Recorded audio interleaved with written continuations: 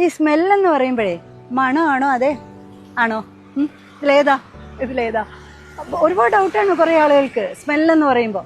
ഇത് ഇപ്പം നമുക്ക് ഗുഡ് സ്മെല്ലെന്ന് പറഞ്ഞാൽ നല്ല മണം, ബാഡ് സ്മെല്ലാണെങ്കിലോ ചീത്ത, നാറ്റം.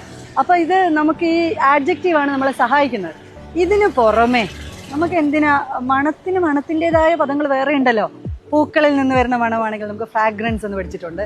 പിന്നെ എന്താ പറയുക, ഭക്ഷണ പദാർത്ഥങ്ങളില്ലേ, നല്ല കോഫിയുടെ മണം, അരോമ കേട്ടോ. പിന്നെ അതുപോലെ സ്പൈസസിൻ്റെയൊക്കെ മണം വരുമ്പോൾ നമുക്ക് ഈ അരോമയിൽ പെടുത്താം. പിന്നെ വേറൊന്ന്, ഈ കോൺസെൻട്രേറ്റഡ് സ്മെല്ലാണെങ്കിൽ നമുക്ക് എസെൻസ് എന്ന് പറയാം.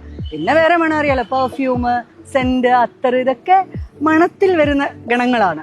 അതേസമയം നാറ്റം എന്നുള്ളതിനോ ബാഡ് സ്മെൽ എന്ന് പറയാതെ നമുക്ക് വേറെ രണ്ട് കിടിലം പദമുണ്ട്. അതാണ് സ്റ്റിങ് ആൻഡ് സ്റ്റെൻഷ് എന്ന് പറയും. അപ്പൊ ഈ സ്റ്റെൻഷ് എന്നൊക്കെ പറയുമ്പോൾ സ്റ്റെൻഷ്, അത് കറക്റ്റ് നാറ്റം എന്നുള്ളൊരർത്ഥം തന്നെയാണ് അതിന് കൊടുക്കുക. മനസ്സിലായോ? സ്റ്റെൻഷ്. പിന്നെ ഇതൊന്നും വായിൽ കിട്ടണില്ലെങ്കിൽ ഫൗൾ സ്മെല്ല്, റോട്ടൻ സ്മെല്ല്, പിന്നെ എന്താ കുത്തുന്ന മണം, ഒരുതരം പഞ്ചൻ സ്മെൽ എന്നൊക്കെ പറയാം. മനസ്സിലായ? Welcome to Shenines academy. ഈ ചെറിയ ചെറിയ പദങ്ങളും ഒക്കെ പഠിക്കണം. നിങ്ങൾ ബേസ് കോഴ്സിനാണ് ജോയിൻ ചെയ്യുന്നതെങ്കിൽ 175 ടോപ്പിക്സ് നിങ്ങളെ കൊണ്ട് സംസാരിപ്പിക്കും. ഇന്റർമീഡിയറ്റ് ആണെങ്കിലോ 380 ടോപ്പിക്സ്. ഇനി അഡ്വാൻസ് കോഴ്സിനാണ് ജോയിൻ ചെയ്യുന്നതെങ്കിൽ 500 മുതൽ 700 വരെയുള്ള ടോപ്പിക്സ് നിങ്ങളെ കൊണ്ട് സംസാരിപ്പിക്കുന്നതാണ്. So you are welcome. Thank U.